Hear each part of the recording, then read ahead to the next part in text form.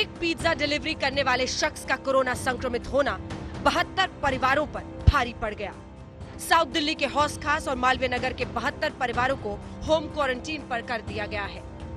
इस delivery boy के संपर्क में आए 17 और डिलीवरी बॉय को भी क्वारंटीन किया गया है। 3-4 दिन पहले की बात है, हमें एक पिज्जा डिलीवरी बॉय जो है वो उसका रिजल्ट आया हमारे पास, तो वो पॉजिटिव पाया गया। हमने इमीडिएटली उसको हॉस्पिटल भेजा, उसके रूममेट की टेस्टिंग की और सारे जितने उसके आसपास डिलीवरी बॉयज थे उस पूरे आउटलेट के करीब 16 लोग, उन लोगों को हमने इंस्टीट्यूशनल क्वारंटाइन में ले लिया। अगर इन लोगों में कोरोना के लक्षण मिलते हैं तो इन सभी की जांच की जाएगी। अधिकारियों ने इन सभी 72 परिवारों की पहचान गुप्त रखी है। सबसे भयावह बात यह है कि मार्च के अंतिम सप्ताह तक ये डिलीवरी बॉय ड्यूटी पर था और वो भी तब जब डायलिसिस कराने के लिए वो लगातार अस्पताल जा रहा था। माना जा रहा है कि अस्पताल जाने के दौरान ही उसे कोविड-19 का संक्रमण हुआ होगा। इसका टेस्ट रिजल्ट पिछले सप्ताह आया। बूथ स्तर की टीमें ये पता लगाने की कोशिश कर रही हैं कि क्या पिज्जा डिलीवरी बॉय इन 72 परिवारों के अलावा भी किसी के संपर्क में आया था। मालवीय नगर के कुछ इलाकों को सील किया गया है। लॉकडाउन के दौरान खाने और किराने के सामान की होम डिलीवरी की इजाजत है। कई हॉटस्पॉट में तो घर का सारा राशन होम डिलीवरी पर ही निर्भर करता है। इस मामले के साथ लॉकडाउन की इस बड़ी चुनौती का अब देश को सामना करना है। प्रधानमंत्री ने 20 अप्रैल के बाद कई क्षेत्रों में छूट का भी ऐलान किया था। जो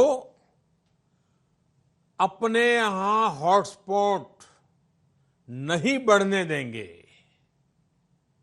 और जिनके हॉटस्पॉट में बदलने की आशंका भी कम होगी, वहां पर 20 अप्रैल से कुछ जरूरी गतिविधियों की अनुमति छूटछाट दी जा सकती है। जैसा प्रधानमंत्री ने कहा था, वैसी ही राहत और रोकथाम के बीच कोरोना से जंग की गाइडलाइंस आई, जिसका फॉर्मूला है जान भी और जहान भी।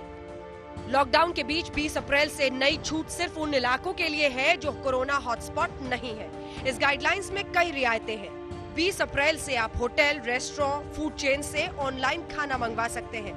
बैंक की शाखाएं खुली रहेंगी, एटीएम खुलेंगे, किराना राशन की दुकानें खुलेंगी, फल सब्जी दूध की दुकानें भी खुली रहेंगी। Electrician, IT repairs, plumber, motor mechanic और कारपेंटर को काम की छूट रहेगी।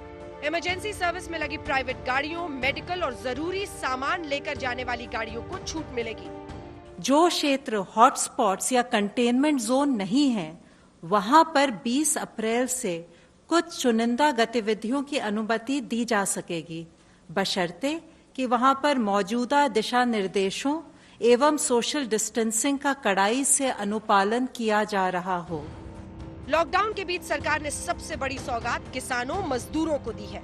खेती से जुड़ी सभी तरह की गतिविधियां शुरू रहेंगी। एमएसपी ऑपरेशन समेत कृषि उपज की खरीद करने वाली एजेंसियां भी खुली रहेंगी। खेतों की मशीनें, उनके स्पेयर पार्ट्स की दुकानें खुली रहेंगी। लॉकडाउन में पूरा देश घरों में कैद है और अर्थव्यवस्था के पहिए भी थमे हुए हैं। 20 अप्रैल से औद्योगिक गतिविधियां शुरू होंगी। नए गाइडलाइंस के मुताबिक ई कॉमर्स कंपनीज और उनके वाहनों को ऑपरेट करने की अनुमति है। Cold storage, warehousing, port, airport, container और इससे जुड़ी सेवाओं की चेन शुरू हो जाएगी। स्पेशल इकोनॉमिक जोन और निर्यात विशेष यूनिट्स में कामकाज शुरू होगा। शर्त ये रहेगी कि संस्थान अपने कर्मचारियों को कामकाज के परिसर में ही रहने की सुविधा देंगे। सरकार की नई गाइडलाइंस के तमाम राहतें हैं तो तमाम पाबंदियां भी। 3 मई तक जो सुविधाएं बंद रहेंगी वो है सभी तरह की घरेलू और विदेशी उड़ानें, सभी यात्री ट्रेनें और मेट्रो, पब्लिक ट्रांसपोर्ट में इस्तेमाल होने वाली बसें, शिक्षण संस्थाएं, training centre, coaching institutes, auto rickshaw, cycle rickshaw, taxi, cab सेवाएं। सभी cinema hall, shopping mall, shopping complexes, gym, sports complex बंद रहेंगे। Swimming pool, entertainment park, theatre, bar, auditoriums बंद रहेंगे।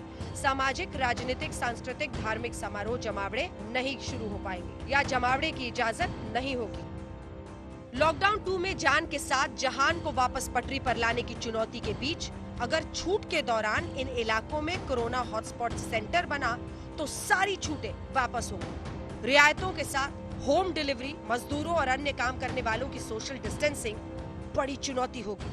आज तक ब्यूरो।